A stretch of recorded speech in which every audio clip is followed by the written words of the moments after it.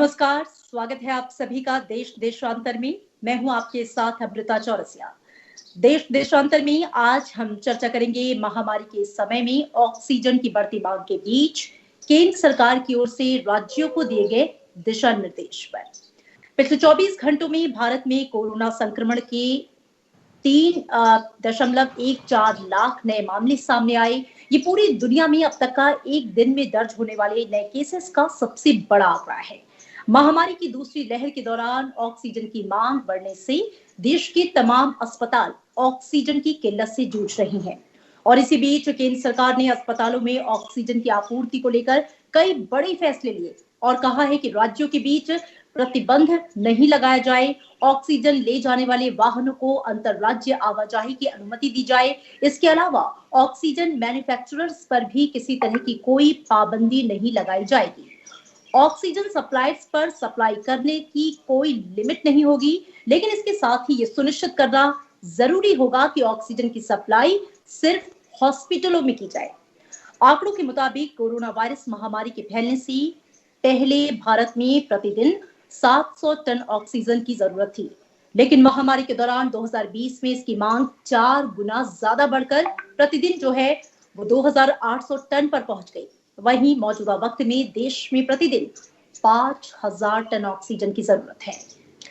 तो आज ऑक्सीजन की इस कमी, जरूरत, इसकी आपूर्ति को लेकर जो केंद्र सरकार की ओर से राज्यों को दिशा निर्देश दिए गए हैं, इन तमाम पहलुओं पर बातचीत करेंगे। और मेरे साथ दो बेहद खास मेहमान जुड़े हैं, आइए उनसे आपका परिचय करवा दूं। डॉक्टर तनु अग्रवाल हैं मेरे साथ, आप साइंटिस्ट हैं Indian council of medical research. बहुत स्वागत है मैम आपका संसद टीवी में। इसके साथ ही मेरे साथ जुड़े हैं डॉक्टर शशांक जोशी, आप मेंबर हैं कोविड टास्क फोर्स महाराष्ट्र से। आप दोनों का बहुत स्वागत है। डॉक्टर तनु, मैं चर्चा की शुरुआत आपसे करना चाहूंगी। हम देख रहे हैं कि जो मौजूदा परिस्थितियां हैं देश में कोविड-19 की दूसरी लहर के बीच अस्पतालों में ऑक्सीजन की भारी किल्लत और इसकी आपूर्ति को लेकर फिलहाल क्या स्थिति है, मैं चाहूंगी आप सबसे पहले इस पर बताएं। मैं ये कहना चाहूँगी कि हमारे देश में अभी हम दूसरी लहर देख रहे हैं कोविड-19 की, और उसकी वजह से क्योंकि केसेस बढ़ रहे हैं तो ऑक्सीजन का रिक्वायरमेंट भी बढ़ा है। लेकिन इसी टाइम पर ये भी बहुत हो रहा है कि लोगों के अंदर एक पैनिक सा क्रिएट हुआ है कि जैसे ही वो टेस्ट पॉजिटिव आता है लोग एकदम अस्पताल की तरफ भाग रहे हैं। और जैसे कि हम जानते हैं कि इस बीमारी के अंदर 80% लोग ऐसे हैं जिनको बहुत ही मामूली लक्षण होते हैं या लक्षण नहीं होते हैं, जिसमें ऑक्सीजन लेवल जो है हमारा ठीक रहता है। इसके बाद ऐसे 15% लोग हैं जिनको थोड़ा बहुत सिम्टम्स होते हैं, जिनमें उनका सैचुरेशन लेवल थोड़ा कम होता है और जिनको शायद जरूरत पड़ सकती है। उसमें से बहुत ही कम, लगभग 5% लोग ऐसे हैं जिनको ऑक्सीजन। लेकिन अभी क्योंकि एकदम से ये बहुत ही तेजी से ये नंबर बढ़े हैं, हमारे जो केसेस बढ़े हैं, उस वजह से आम आदमी के अंदर भी इसकी वजह से पैनिक हो गया और लोग अस्पताल की तरफ जाने लगे। तो जरा सा सांस फूलने पर भी ऑक्सीजन की जरूरत महसूस होती है जी। तो सिचुएशन जो है वो ग्राउंड लेवल पे काफी दुर्भाग्यपूर्ण है और हमारी सरकार ने बहुत अच्छे इस विषय में बहुत अच्छा उन्होंने कदम उठाए हैं। और जैसे कि हर स्टेट को अलॉट किया गया है उनका रिक्वायरमेंट के बेसिस पे, केस के लोड के बेसिस पर ऑक्सीजन रिक्वायरमेंट। ये भी सुनिश्चित किया है कि जिस जगह पर ऑक्सीजन प्लांट है, जरूरी नहीं है कि उसी स्टेट, उसी राज्य में उसको ऑक्सीजन देना है, क्योंकि कोविड जो है किसी स्टेट की बाउंड्री से बाहर है, ये पूरे भारत में फैला हुआ है। इसलिए उन्होंने बहुत ही अच्छे तरीके से इसको सुनिश्चित किया है कि ऑक्सीजन केस लोड के बेसिस पर, केस रिक्वायरमेंट के बेसिस पर इसको दिया जाए। लेकिन आपके माध्यम से मैं ये भी बताना चाहूँगी कि सभी मरीजों को ऐसी ज़रूरत नहीं है, इसीलिए वो सभी जो भी पॉजिटिव आता है उसको अपने ऑक्सीजन सैचुरेशन लेवल को मॉनिटर करने के बाद ही सोचना चाहिए कि अस्पताल जाने की आवश्यकता है या नहीं। जी बिल्कुल। डॉक्टर शशांक, मैं आपका रुख करना चाहूंगी। आप मेंबर भी हैं कोविड टास्क फोर्स के, तमाम चीजों को आप देख भी रही हैं। जो स्थिति है हम देख रहे हैं, जो कोविड संक्रमित जो राज्य हैं सबसे ज्यादा प्रभावित, वहां पे ऑक्सीजन की भारी किल्लत है। इसकी आपूर्ति को लेकर फिलहाल क्या स्थिति है, और इस बीच जो केंद्र सरकार ने एक स्टेप उठाया है, तमाम राज्यों को ये निर्देश दिया है कि ऑक्सीजन की जो आपूर्ति है, उसकी आवाजाही है, वो निर्बाध हो, कहीं कोई ऑब्स्टेकल ना आए, रुकावट ना आए, और उसको लेकर कई नियम जो है सरकार ने बनाए हैं, जो मैंने अपने इंट्रो में भी बताया। कितना इम्पोर्टेंट कदम आप इसे मानते हैं ऐसे वक्त में? अमृता जी, मैं शुक्रिया अदा करता हूँ आपका कि आपने ये बहुत अहम चीज़ जो प्राणवायु ऑक्सीजन है उसके बारे में बताया, और हम भारत सरकार के शुक्रगुजार हैं और सब राज्य सरकार की भी जो प्रयास चालू है कि जो कोविड के रुग्णों, जैसे तनु जी ने बताया कि 80% लोग तो एसिम्प्टोमेटिक होते हैं, वो घर पे ही ठीक होते हैं, उनको प्राणवायु ऑक्सीजन तो अपने हवा से ही मिलता है। अक्सर लोगों को जो अपना ऑक्सीजन मिलता है, हम तो ब्रीथ करते रहते हैं और हम सबको ऑक्सीजन मिल रहा है हवा से। फिर उसके बाद जो 20% लोग हैं, उसमें से ही सब लोग को ऑक्सीजन की जरूरत नहीं रहती है। हमको एक सिंपल टेस्ट करनी पड़ती है जिसमें ऑक्सीमीटर होता है, और हम विश्राम के टाइम उसका सैचुरेशन का लेवल देखते हैं। वो 93% के नीचे रहेगा तो त्वरित अपने डॉक्टर से संपर्क करना पड़ता है, या फिर 6 मिनट चलने के बाद ऑक्सीजन सैचुरेशन देखते हैं। उसमें 3% की ड्रॉप होती है। यदि आप 93% के नीचे आता है ये वैल्यू, तो फिर हमको ऑक्सीजन की जरूरत पड़ सकती है। और हमने क्या किया है कि सब राज्य और भारत सरकार ने 3-4 चीज़ों का अहम किया है कि जिनको जरूरत है उनको ऑक्सीजन मिलना ही चाहिए, और उसके लिए सब प्रयास जारी है। दूसरी बात यह है कि जो अस्पताल है, हर अस्पताल में एक ऑक्सीजन ऑडिट और एक ऑक्सीजन एडमिनिस्ट्रेशन की पॉलिसी तय की गई है। इसमें ऐसा है कि जब मरीज को ऑक्सीजन मिलता है तो उसकी वैल्यू 100% तक नहीं रखनी चाहिए। उसमें काफ़ी ऑक्सीजन का वेस्टेज भी होता है और उससे कुछ फायदा नहीं होता है। तो नॉर्मली जो सैचुरेशन की वैल्यू रहती है वो 93-94 तक रखने की आदेश दिए हैं। ICMR और जो government of India ministry of health का प्रोटोकॉल है, हमारे टास्क फोर्स के प्रोटोकॉल है, नेशनल प्रोटोकॉल है, सब में उन्होंने यही बताया कि ऑक्सीजन की जो मात्रा है सैचुरेशन की 94% रख सकते हैं जिनको जरूरी है, और उनको नॉर्मली स्टीरॉयड की दवाई की एडमिनिस्ट्रेशन करना पड़ता है। स्टीरॉयड की जो दवाई है, इससे ऑक्सीजन की रिक्वायरमेंट काफ़ी हद तक कम हो जाती है। इसके साथ बाकी के मेडिकल ट्रीटमेंट प्रोटोकॉल भी लागू है। इसके साथ ही हमको बचत करनी है ऑक्सीजन की। तो जो हाई फ्लो नेजल कैन्युला वगैरह लगते हैं वो बहुत कम लोगों को लगते हैं, तो कभी कभी उसका जो अल्टरनेटिव है जैसे बाईपैप है, ये सब कर रहे हैं। इसके साथ ही हमारे भारत सरकार के CSIR के एजेंसीज है, उन्होंने डायरेक्टली हवा से ऑक्सीजन ट्रैप करने के लिए बड़े बड़े कॉन्सेंट्रेटर टाइप मशीन्स की मैन्युफैक्चरिंग की है, और अलग अलग स्टेट्स में, जैसे इंडियन इंस्टीट्यूट ऑफ पेट्रोलियम है CSIR की देहरादून में, वहाँ से उन्होंने महाराष्ट्र में ऑक्सीजन सप्लाई किए हैं। हमारे पास ऑक्सीजन की एक्सप्रेस चालू है, तो रेल वाहतुक से ऑक्सीजन महाराष्ट्र में सप्लाई किया जा रहा है, और टैंकर से ऑक्सीजन सप्लाई कर दे है, और एयरफोर्स के जो हमारे सैन्य है उससे भी हमको ऑक्सीजन मिल रहा है। तो पूरा प्रयास है कि जो जो मरीजों को ऑक्सीजन की जरूरत है उनको ऑक्सीजन मिलेगा। बिल्कुल पैनिक होने की जरूरत नहीं है। देखो कि 99% लोग जो कोविड के मरीज है वो ठीक हो, मृत्यु का जी संख्या है बहुत कम है। इसलिए जो बिना वजह पैनिक करने की जरूरत नहीं कि ऑक्सीजन नहीं, ऑक्सीजन नहीं। और कंटिन्यूअसली कोविड की एक टाइम टेबल है, एक 14 दिन 21 दिन का टाइम टेबल है, और उसमें सतर्क रहना चाहिए। और ऑक्सीजन की मात्रा जो है, ऑक्सीजन सैचुरेशन की जो लेवल है, पल्स ऑक्सीमीटर से दिन में 2 बार चेक करनी चाहिए, और अपने डॉक्टर के साथ संपर्क रखना चाहिए। लेकिन हम प्रशंसा करते हैं भारत सरकार की और बाकी सब राज्य सरकार की कि वन इंडिया यानी एक भारत के मिशन के तहत हम ऑक्सीजन जिनको जिनको जरूरी है वो सब रुग्णों को पहुंचाने की जिम्मेदारी ली है, और वो सबसे करेक्ट वे में और रैशनल वे में दे रहे हैं। जी जी बिल्कुल। डॉक्टर तनु, सरकार जो है वो लगातार कोशिश कर रही है कि ये जो कमी है, किल्लत है, इसको पार पाया जाए, लोग पैनिक ना हो। अस्पताल भी चूंकि परेशान है, कई राज्यों ने केंद्र सरकार को जो है अप्रोच किया था। इसके लिए सरकार ने पिछले दिनों एक महत्वपूर्ण स्टेप उठाया है।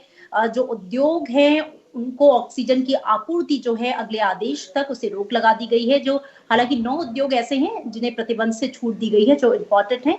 उसके अलावा जो उद्योग है उनके लिए ऑक्सीजन सप्लाई पर फिलहाल जो है अगले आदेश तक रोक लगाई गई है। कितना महत्वपूर्ण ये कदम आप मानती हैं ऐसे समय में, जब हमें इस समय चूंकि कोविड-19 की वजह से जिन लोगों को ऑक्सीजन की जरूरत है, ऑक्सीजन की डिमांड बहुत ज्यादा बढ़ गई है? ये बहुत ही महत्वपूर्ण है क्योंकि ऐसे देखना लोगों को बिना ऑक्सीजन, अब मैं बताना चाहूँगी कि पिछले कुछ दिनों से हमारी जो नंबर ऑफ डेथ्स है वो बढ़ी हैं, वो इन्फेक्शन से नहीं बढ़ी हैं, बल्कि ये ऑक्सीजन की किल्लत और जो पैनिक लोगों के अंदर है उस वजह से। तो उस दिशा में ये बहुत ही महत्वपूर्ण स्टेप है और भारत सरकार ने सिर्फ वही इंडस्ट्रीज को ऑन रखा है ऑक्सीजन के लिए जो एसेंशियल है, जैसे फूड एंड टेक्नोलॉजी हो गई, और उन्होंने ये बहुत अच्छे से अपने दिशा निर्देश दिया है कि हेल्थ केयर इंडस्ट्री को मैक्सिमम, मतलब हमारे हॉस्पिटल्स को और हेल्थ फैसिलिटीज जो कोविड का इलाज कर रही हैं उनको अनइंटरप्टेड सप्लाई, बिना किसी रोक के ऑक्सीजन पहुंचाया जाए जल्द से जल्द। बिकॉज ऐसे किसी मरीज को, हम लोग डॉक्टर हैं, ऐसे देखना, मतलब ऑक्सीजन जो कि पूरे एयर में फ्रीली अवेलेबल है और इस तरह से मरीज हमारे सामने जाता हुआ किसी को भी अच्छा नहीं लगता। तो उस तरह से, और केसेस हमारे एकदम बड़े हैं, पिछले 1 महीने में जिस तरह से हमारा नंबर बढ़ा है उस वजह से ये स्थिति आई है। लेकिन इस टाइम पे मैं ये भी बताना चाहूंगी कि ऐसी बहुत सारी टेक्निक्स हैं जिससे आप अपना सैचुरेशन इम्प्रूव कर सकते हो। ये तो एक गवर्नमेंट की तरफ से इनिशिएटिव है जो बहुत अच्छा है, लेकिन इसके अलावा घर पर आप अपना, जैसे सर ने बताया, पल्स ऑक्सीमीटर से अपना सैचुरेशन लेवल देखें, और अगर आपका 93% से कम आता है तब भी पैनिक ना करें। बहुत सारी एक्सरसाइजेज हैं, like deep breathing exercises, proning position, इस पर भी मिनिस्ट्री ने बहुत सारी गाइडलाइंस दी हैं और मैं अपने खुद के एक्सपीरियंस से बता रही हूँ कि पेशेंट्स इससे काफ़ी ठीक हुए हैं। हमारे बहुत सारे मरीज जो हैं जिनका सैचुरेशन लेवल 90% आ गया था, वो सिर्फ डीप ब्रीदिंग एक्सरसाइजेस और प्रोनिंग पोजीशन से ठीक हो रहे हैं। तो हमें अवेयरनेस कम्युनिटी में भी लाने की ज़रूरत है। भारत सरकार और बाकी राज्य सरकार अपनी तरफ से जितना पॉसिबल है वो सब इनिशिएटिव्स ले रही हैं। आज ही दिल्ली सरकार, उड़ीसा गवर्नमेंट ने कहा है कि हम आपको ऑक्सीजन एयरलिफ्ट करा के दिल्ली में पहुंचाएंगे। तो इस तरह से जो सामंजस्य है राज्यों के बीच में वो देखने की जरूरत है, लेकिन इंडिविजुअल लेवल पर भी अपने हर सिटीजन को भी ये सोचने की जरूरत है कि वो इस समय पैनिक ना क्रिएट करें और जो सही इंफॉर्मेशन है उसी के हिसाब से अपने डॉक्टर से ही के संपर्क में रहने के बाद ही वो कोई निर्णय लें कि उनको ऑक्सीजन की जरूरत है या नहीं है। जो क्रिटिकल हैं पेशेंट, जो मैंने बताया 5% पेशेंट्स, उनको जरूरत है, हमें उनको ऑक्सीजन। बिल्कुल डॉक्टर धनु, जो बात आप कह रही हैं, डॉक्टर गुलेरिया ने भी और डॉक्टर त्रिहान ने भी, जो देश के बड़े डॉक्टर्स हैं, उन्होंने लोगों से गुजारिश भी की है कि सिर्फ इस बात को लेकर कि ऑक्सीजन की जरूरत है अगर कोविड हो जाता है तो पैनिक ना हो, क्योंकि ऑक्सीजन जो है वो एक सर्टेन लेवल पे जाने के बाद, सैचुरेशन घटने के बाद उसकी जरूरत पड़ती है। हर किसी को ऑक्सीजन की जरूरत नहीं है और इसलिए ये जरूरी है कि ऑक्सीजन का जो उपयोग है वो लोगों की सुरक्षा के लिए किया जाए, ऑक्सीजन की बर्बादी से बचा जाए और अनावश्यक रूप से लोग इसे इस्तेमाल ना करें ताकि जरूरतमंद जो है वो इसका इस्तेमाल कर सके। डॉक्टर शशांक, अगर मैं कुछ राज्यों की बात करूं जहां पे कोरोना के जो केसेस है वो बहुत तेज गति से हैं, महाराष्ट्र, मध्य प्रदेश, गुजरात, दिल्ली, उत्तर प्रदेश, कर्नाटक, केरल की अगर हम बात करें, आप खुद भी महाराष्ट्र से हैं, कोविड टास्क फोर्स के मेंबर हैं, जो खासकर चूंकि हमारा फोकस आज, हमारा जो टॉपिक है वो ऑक्सीजन की कमी और उसकी आपूर्ति को लेकर है। इन राज्यों में ऑक्सीजन की स्थिति को लेकर क्या स्थिति है और बहुत सारे ऐसे राज्य जहाँ पे खुद के अपने प्लांट्स हैं, क्या वहां पर भी जो है वो कमी को पूरा किया जा रहा है? इसको लेकर किस तरह के स्टेप्स उठाए जा रहे हैं और जिन राज्यों में चूंकि प्लांट्स नहीं है वहां पर आपूर्ति को कैसे सुनिश्चित किया जा रहा है? अमृता जी, आपका ये प्रश्न है कि महाराष्ट्र और केरल को पहले ये जो बाढ़ आई या दूसरी वेव बोलते हैं, ये इसका पहला हिट हमको लगा था। पहले विदर्भ और मराठवाड़ा में लगा था और वहाँ पे ऑक्सीजन की जो मात्रा थी काफ़ी डाइवर्ट हो गया था। बाद में बड़े बड़े शहर है जैसे बम्बई है, पुणे है, नासिक है, नागपुर है, वहाँ पे ऑक्सीजन की ज़रूरत है। और एक हफ्ते पहले बहुत कठिन परिस्थिति थी, गंभीर परिस्थिति थी, और अभी हम देख रहे हैं कि गुजरात, मध्य प्रदेश और दिल्ली में भी बहुत सारी शॉर्टेजेस है। तो इसको मिटिगेट करने के लिए 3 प्रकाश, एक तो लोकली जो लोकल ऑक्सीजन बनते हैं नॉन मेडिकल यूज़ के लिए, वो प्लांट्स डाइवर्ट किए गए थे। मेनली जो स्टील इंडस्ट्री है वहाँ से काफ़ी नॉन मेडिकल ऑक्सीजन बनता है, तो उनको डाइवर्ट किए गए थे। तो काफ़ी बड़े बड़े कारपोरेट्स है जैसे जिंदल स्टील है, रिलायंस है, उन्होंने महाराष्ट्र को ऑक्सीजन दिया, गुजरात को ऑक्सीजन दिया। जैसे मैडम ने बताया अभी कि उड़ीसा ने महाराष्ट्र को भी दिया, अभी दिल्ली को भी दे रहे हैं। तो हर राज्य सरकार और केंद्र सरकार एक ऑक्सीजन नियंत्रण कमेटी है जो हमारे माननीय प्रधानमंत्री आदरणीय नरेंद्र मोदी जी खुद चेयर करते हैं, और उन्होंने कल एक बैठक ली थी उसके ऊपर, और हर राज्य को उनके रिक्वायरमेंट से भी ज़्यादा एक बैकअप करके पूरी ऑक्सीजन की रिक्वायरमेंट पूरी होनी चाहिए। अभी जैसे आप बता रही थी, ऑलमोस्ट दिन की जो रिक्वायरमेंट है भारत में ऑक्सीजन की करीबन 7,500 से 8,000 टन है। ये काफ़ी ज़्यादा है, और हम बाहर से भी इंपोर्ट करेंगे ऑक्सीजन, ये भी निर्णय अभी भारत सरकार ने लिया है। तो हमारी यही कोशिश है कि जितने जल्द हो सके ऑक्सीजन पहुंचाए। इसके साथ ही मैंने जैसे बताया, काफ़ी इनोवेटिव टेक्निक्स है जो department and science and technology ने तैयार की है, जिनके साथ सक्रिय संबंध है हर राज्य सरकार का। जैसे महाराष्ट्र को CSIR की जो लैब्स हैं, जहाँ पे इंडियन इंस्टीट्यूट ऑफ पेट्रोलियम वगैरह है, वो लोग ऑक्सीजन कॉन्सेंट्रेटर्स दे रहे हैं, जहाँ से हवा से वो 2000 लीटर्स पर मिनट ऑक्सीजन की जनरेशन स्टार्ट हो सके। तो इसके भी ऑर्डर्स दिए हैं। इसके साथ ही अलग अलग टेक्निक से हम बचा रहे हैं। जब मरीज ठीक होते हैं कोरोना से, तो उनको सिर्फ 2 या 3 लीटर ऑक्सीजन लगता है, तो काफ़ी वेस्टेज उधर भी हो सकता है। तो वहाँ का ऑक्सीजन हम जो सिलेंडर का ऑक्सीजन बंद करते हैं और पर्सनल ऑक्सीजनेटर्स लेते हैं, जैसे घर में भी ऑक्सीजनेटर्स लेते हैं, तो उससे ऑक्सीजन देते हैं। तो हम क्या करते हैं कि जितना हो सके बचत करके, जिससे सबसे ज़्यादा ज़रूरत है, जैसे तनु जी ने बताया कि जो मरीज की जान में सबसे ज़्यादा खतरा है, उनको बचाने की कोशिश की जाए। और ऑक्सीजन की मात्रा कम करने के लिए, जैसे बताया कि प्राणायाम की ज़रूरत है, हम हमारे चेस्ट पे यानी प्रोन पोजीशन जैसे बताया उन्होंने, उसके ऊपर रहेंगे तो ऑक्सीजन की मात्रा कम लगती है। काफ़ी दवाइयाँ हैं, जिससे सबसे सस्ता जो दवाई है वो स्टीरॉयड का इनहेलर आता है या स्टीरॉयड की टैबलेट आती है, उससे भी ऑक्सीजन की मात्रा ऑलमोस्ट एक 50% से नीचे हो जाती है। तो देखो, ये 14 दिन 21 दिन का टाइम टेबल है कोरोना का, और इससे ऑक्सीजन की हमको सब कोशिश चलिए पूरे राज्यों में और देश में कि ये रिक्वायरमेंट कम हो जाए। और हमको ये उसके ऊपर पूर्ण विश्वास है कि अगले हफ्ते तक ये जो शॉर्टेजेस है ये पूरे सरप्लस में चले जाए, क्योंकि ये भारत सरकार की ये मुहिम जो है, इसमें हर तरफ से दोनों साइड से ये कोशिश है कि जिन राज्यों को ऑक्सीजन की ज़्यादा ज़रूरत है उनको भी प्रायोरिटी दी जा रही है। हर मीडियम से ट्रांसपोर्टेशन हो रहा है, यदि एयरफोर्स हो, ट्रेन हो, रेलवेज हो, सरफेस ट्रांसपोर्ट हो, उससे हो रहा है।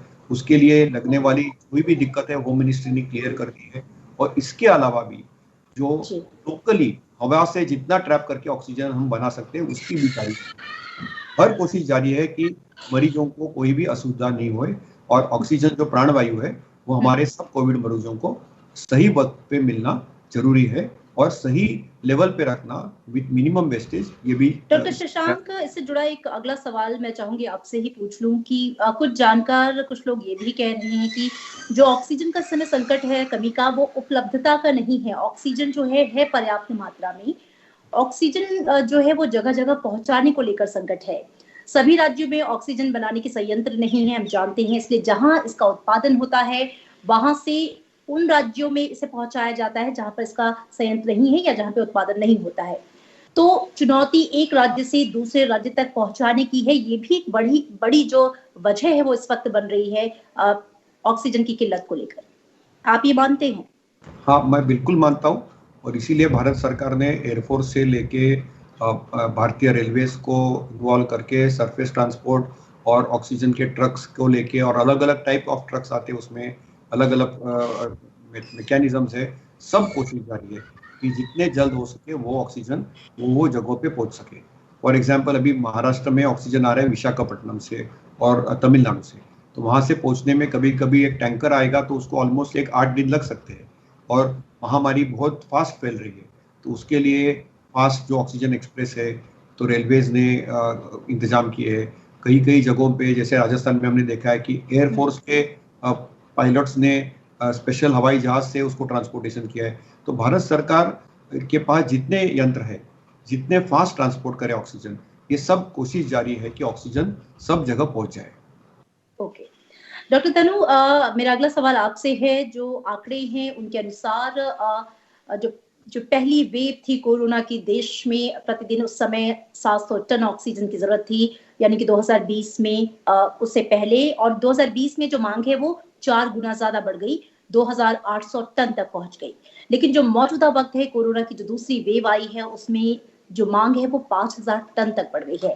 अस्पताल अगर ये कह रहे हैं कि उनके पास ऑक्सीजन नहीं है, तो क्या आप ये मानते हैं कि कुछ अस्पतालों के पास भी ऐसी स्थितियों से निपटने की व्यवस्था होनी चाहिए, उसके लिए भी कोई मैकेनिज्म होना चाहिए, उनके अपने ऑक्सीजन प्लांट्स होने चाहिए, ताकि ऐसी स्थिति जब आए तो उसे कोप किया जा सके? बिल्कुल, बट मैं ये भी कहना चाहूँगी कि ये जो बीमारी है ये भी पहली बार आई है और हमने बहुत कुछ सीखा है इस बीमारी से। इस तरह की बीमारी इससे पहले जो कंपैरिजन किया गया वो स्पेनिश फ्लू के साथ किया गया, उसमें से वो हम में से कोई भी नहीं था उस टाइम पर जब ये बीमारी स्पेनिश फ्लू आई थी।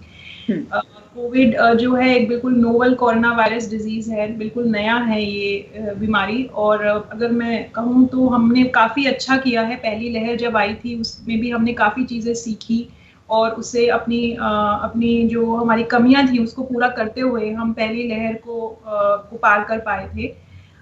लेकिन जैसे आपने कहा कि अस्पताल के पास भी ऐसी फैसिलिटी होनी चाहिए, बिल्कुल है। लेकिन दूसरी बात ये भी है जैसे कि आज क्योंकि लोगों में पैनिक होने की वजह से लोग वो होर्डिंग भी चल रही है कि लोग बीमार नहीं भी हैं, वो अपने घर में जाके ऑक्सीजन रख रहे हैं ताकि कभी अगर ऐसी जरूरत पड़े तो उनके पास वो ऑक्सीजन हो। तो ये सब चीज स्टॉक कर ले रहे हैं पहले से करने के लिए लगे तो ऐसी चीजें भी ऐसी सिचुएशन में हो जाती हैं। लेकिन हम डेफिनेटली अब हमने इस पैंडेमिक में सीखा है कि कैसे हमारे हेल्थ सिस्टम को स्ट्रॉन्ग करने की ज़रूरत है। लेकिन हमने फिर भी बहुत अच्छे जैसे देश हैं यूएसए, फ्रांस, इटली, उनसे बहुत अच्छा किया है इस पैंडेमिक को हैंडल करने में। और मुझे पूरा विश्वास है कि इस लहर को भी हम अच्छे से कर पाएंगे। आपके थ्रू बस यही मैसेज देना चाहूँगी कि लोग पैनिक ना करें। और भारत सरकार ने बहुत अच्छे से जैसे सर ने बताया कि जिन प्रदेशों में नहीं है, जैसे दिल्ली में नहीं है कोई ऑक्सीजन प्लांट, बट बहुत सारी राज्य सरकारों ने उनको दिया है। जैसे उड़ीसा दे रहा है, हरियाणा गवर्नमेंट दे रही है। तो इस तरह से हमें थोड़ा समन्वय बनाने की जरूरत है। और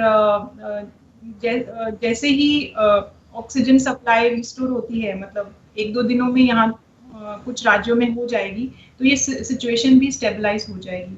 लेकिन दरख्वास्त यही है लोगों से कि वो स्टॉक ना करें, ना मेडिसिन को, ना ऑक्सीजन को। जिनको जरूरत नहीं है वो आगे बढ़कर उन लोगों को दें जिनको एक्चुअल में हॉस्पिटल को इम्प्रूव करने के लिए तो हमेशा स्कोप रहता है। हमारे हॉस्पिटल्स पहले ही बहुत काम करते हैं, लेकिन सिचुएशन में हमने ये भी सीखा कि हॉस्पिटल्स के अंदर भी इस तरह की कुछ व्यवस्था होनी चाहिए। जैसे कि CSIR टेक्नोलॉजी को अडॉप्ट करके कुछ हॉस्पिटल्स में भी इस तरह से हम कर सकते हैं कि वायु से ही हम कैसे कॉन्सेंट्रेट करके ऑक्सीजन बना सकें। जी बिल्कुल, उसी से जुड़ा मेरा सवाल था। डॉक्टर शशांक, चूंकि हम बात कर रहे हैं कि इस समय स्थितियां चूंकि विपरीत हैं और ऐसे में लोगों का भी आपसी तालमेल, सहयोग बहुत जरूरी है। चूंकि हम जानते हैं कि जो हेल्थ है वो राज्यों का विषय है, लेकिन जो पैंडेमिक है पूरे विदेशों के साथ साथ पूरी दुनिया के साथ साथ देश में राज्यों और केंद्र के इस दौरान जो संबंध है उसे आप कैसे देख रही हैं, और जिस तरीके से केंद्र सरकार का सहयोग मिल रहा है राज्यों को, उसे आप कैसे देख रही हैं? और राज्यों के लिए भी कितना जरूरी है कि वो इसमें सहयोग करें, क्योंकि जिस तरीके से ये महामारी आई है सभी को मिलकर इसका मुकाबला करना है। बिल्कुल, ये तो युद्ध है, तो इसके लिए हम देख रहे हैं कि दोनों स्टेट का, राज्य सरकार और भारत सरकार में बहुत ज़्यादा स्तर पर कोऑपरेशन है।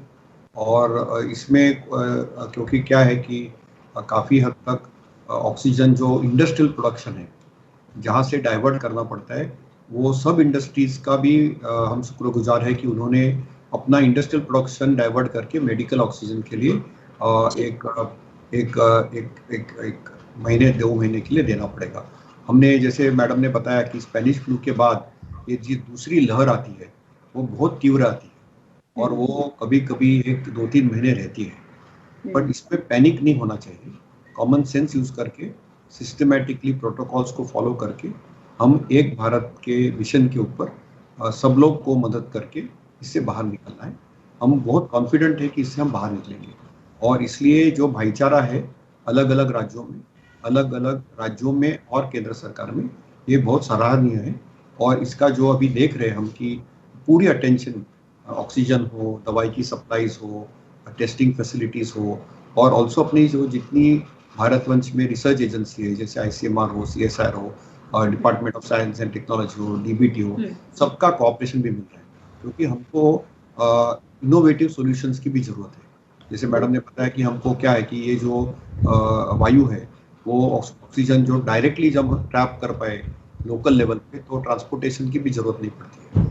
इसमें एक और बहुत अच्छा पहलू मैं बताना चाहता हूँ कि सेफ्टी की भी उतनी ही ज़रूरत है, क्योंकि हमने 2-3 बहुत दुखद हादसे देखे हैं ये हफ्ते में महाराष्ट्र में, कि ऑक्सीजन के ऑडिट की सिर्फ ज़रूरत नहीं है, लेकिन fire safety and oxygen safety इसके ऊपर भी काफ़ी प्रबंध और SOP किए गए हैं, क्योंकि हमको जितने जल्द हो सके रुग्णों को ऑक्सीजन मिलना ज़रूरी है, लेकिन वो सेफ तरीके से देना और उससे कोई हज़ार्ड नहीं हो, किसी की जान नहीं जानी चाहिए, इसके ऊपर भी अभी एक बहुत कड़ी SOP और निबंध बनाए गए भारत सरकार और राज्य सरकार द्वारा।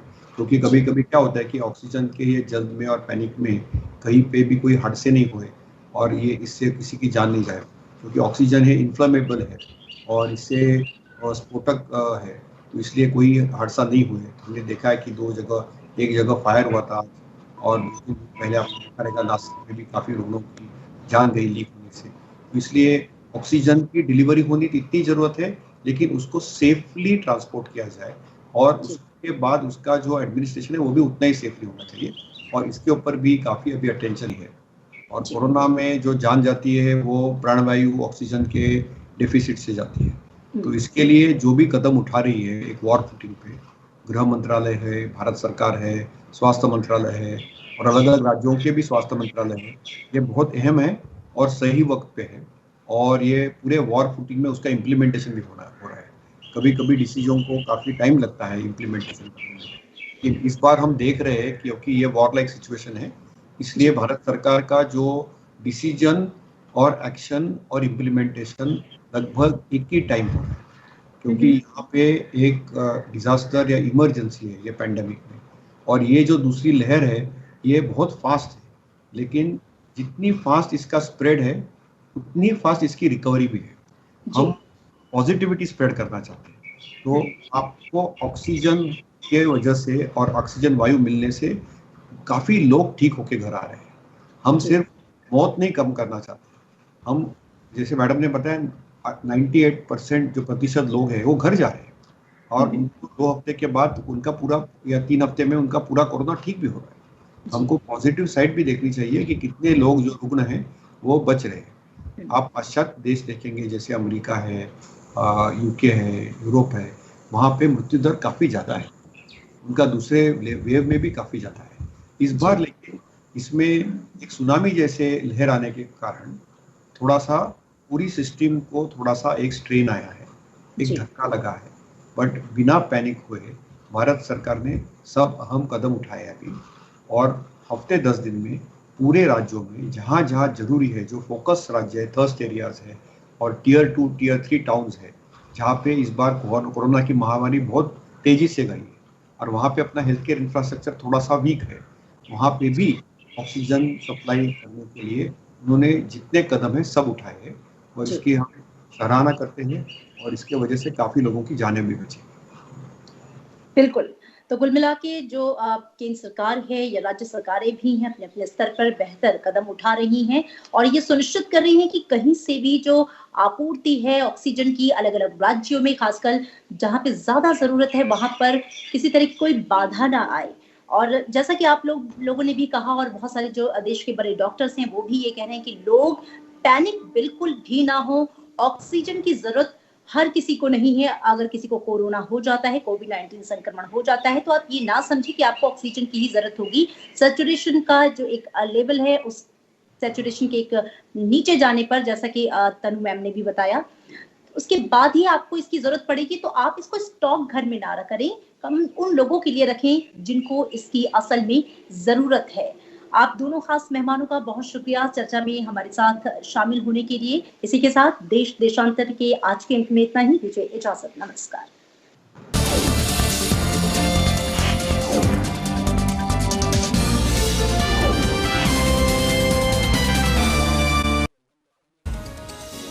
है।